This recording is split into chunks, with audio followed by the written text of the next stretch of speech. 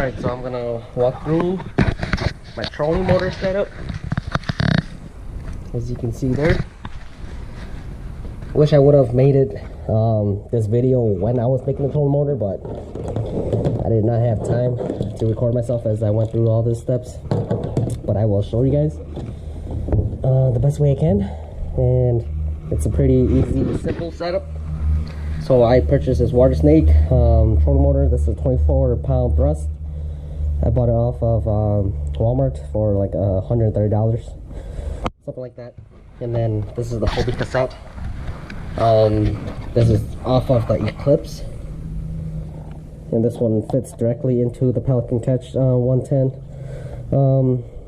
opening. And I believe now with the Vibe Shearwater, I believe this should work for the Shearwater also.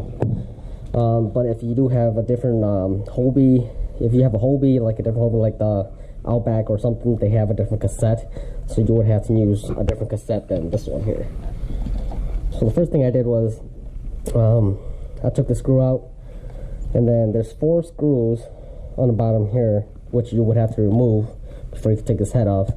And then once you took this, the white piece of the head out, there's 3 wires. There's a black, blue, and red one that you would have to remove, just so you can just take this off. And then it will expose all the wires. And then the first thing you would have to do is cut the shaft down. So with cutting the shaft, I just use a tube cutter instead of using a cutting wheel to go around. This is a tube cutter, and this worked pretty well. So what you would have to do is you would have to measure how deep you want this trolling motor.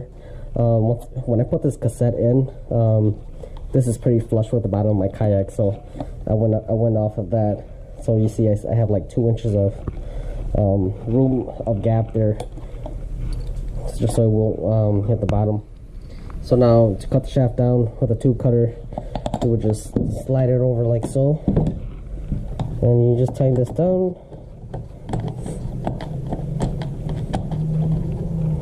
Once you tighten it down, then you would just twist it around. It'll start cutting, and then you would have to keep tightening it down.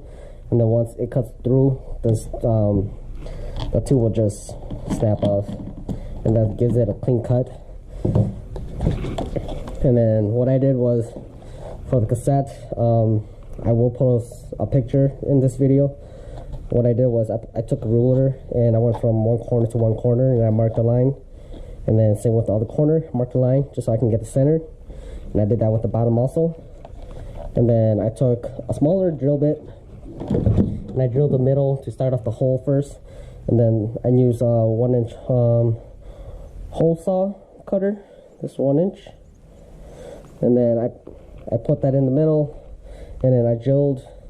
Sometimes the plastic will get stuck in here, so you would have to take it out, and then you would just have to drill again until it goes through. And then this plastic piece, sometimes it'll fall off in here, so you would just have to move it around until you can feel it and just pull that plastic off. And you would have to do that to both sides. And after that, like I said, I wish I would have made this when I was actually making this trolling motor, but sadly I didn't. So after you did that, after you cut the tube off and you drilled the 1-inch hole through the cassette, you would just slide this the cassette through. You just run through the 3 wires. You would just have to run that through the holes, and then just slide this down. And then I put a clamp down here just to remind me where how far down I wanted the cassette. So that's what I did. And then after that, so for the tube up here, there's pre-drill holes on before you cut it. So what you would do is you would have to line this up like pretty straight with the motor, and then you would have to drill a hole through. I can't remember what drill bit I used. I think it was 7/16 drill bit. And then you would have to drill it to a hole on both sides, and then you just use the manufacturer bolt and nut, and then you can tighten it down. On the top here, on the top of the tube, there's 2 grooves on both sides. I did not cut those grooves out because I didn't really need it. As you can see, it doesn't move anywhere. And then basically after that, I used the Gorilla Epoxy, and this is 2-part. And then I mixed it up and I just put it around here, and I put it down. I put it on the bottom here also, and then I put the clamp over it, and I let it sit for over 24 hours. And now it's on there. I believe it's not gonna move. And let me see, what else do I have besides that? And then you would just have to put the wires back in through where it was. Make sure, just take a picture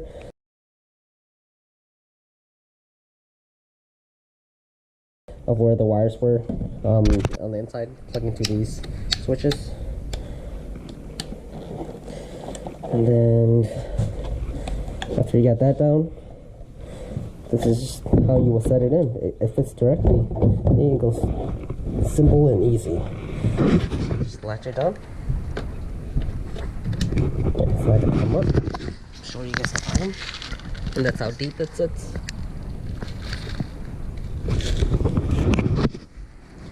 And just take it off. And just pull it out. It's that easy. So remember, like I said, if you're going to do this project, depending on which Hobie kayak you have, you would have to buy a different cassette. But if you have a Pelican Catch 110 or 130 Hydryve, you can use the Hobie Eclipse Cassette, and that should work directly for the Pelican Catch series. And then besides that, I ordered a quick disconnect for the battery. It's supposed to be here tomorrow, so I'm going to cut these wires a little bit shorter, and I'm gonna just splice all that stuff together.